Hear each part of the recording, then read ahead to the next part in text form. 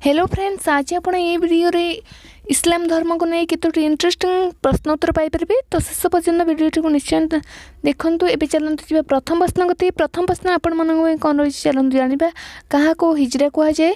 तो इस्लामिक धर्म रे हिजरा क्या कहुए। एवं चलतु यार उत्तर जाना। 622 ख्रीष्टाब्द मक्कारु मदीना को पलायन करथिले एही घटना को हिजरा कहुए। एवं चलतु जानिबे परवर्ती प्रश्न कौन रही।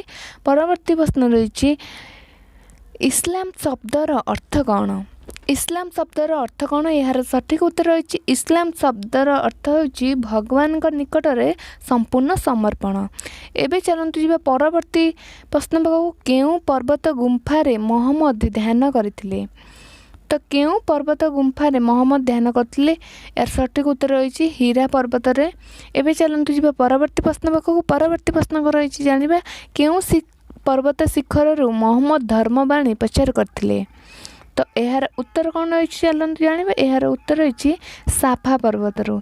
एवं चलते जी परवर्ती प्रश्न पाखु परवर्ती प्रश्न रही खालीफा किए।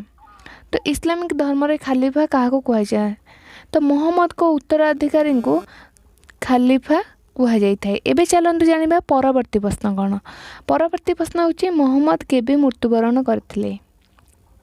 तो यार सठिक उत्तर रही 632 ख्रीष्टाब्द मृत्युवरण करथिले मोहम्मद। एवं चलते जाना इस्लामिक धर्मर 5 स्तंभ कौन।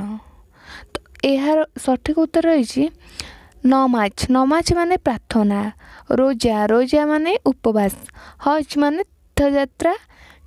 जाकत माने दान।